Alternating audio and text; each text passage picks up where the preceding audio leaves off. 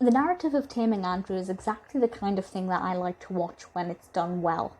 And I definitely think it's done well here. This was released in 2000, also under the title When Andrew Came Home, and is directed by Artie Mandelberg, written by Susan Rice, and stars, among others, Seth Adkins as Andrew, as well as Park Overall and Jason Beghe. I hope I pronounced that correctly, almost definitely haven't. The description from IMDb reads as follows. A woman is reunited with her kidnapped son after 5 years. But sadly, she finds out that he has a near-infantile mindset and apparent mental problems. Will she give up on Andrew or try to help him work through the abuse he suffered? And it's really, really such an interesting concept, and not something I've ever seen done in a film before. It may have been done before, and certainly if it has been, please let me know. I'd love to see those films.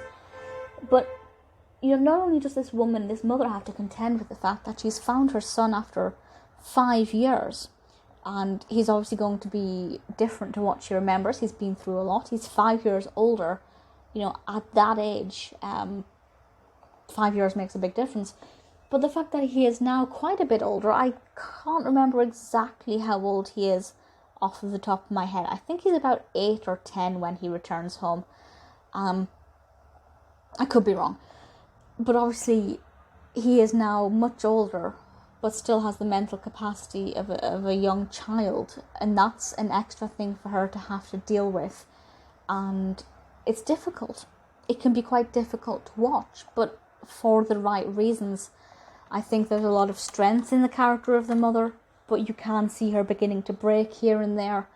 And it's just a situation that nobody would ever want to be in, or anybody would ever want anybody else to be in. It's moving, it's quite powerful. I find that, Andrew as a character develops quite well throughout the narrative.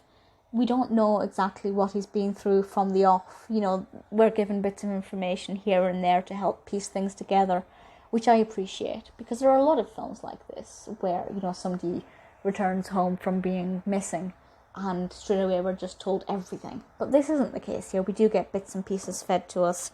I like Andrew as a character. I cared about him. I wanted to know his story. I wanted the best for him as an individual. So it was really pleasant to watch him change throughout it, at least in a way that made me feel reassured that he was at least safe and at home now. But of course the mental problems are potentially long-suffering and something that he will have to deal with for the rest of his life. And can the mother deal with them too? Very well developed narrative. It progresses really well, and I really cannot fault it. Seems to be pretty well received, 6.5 out of 10 across only 575 reviews, but it's not a bad amount. I hope this sounds like a film you'd be interested in watching. And if it is, then I thoroughly recommend it. I had quite high hopes for it, based on nothing really, because I hadn't read that many reviews. I just liked the sound of it and really hoped that it would deliver. And for me, it definitely did. Taming Andrew is completely worth the watch.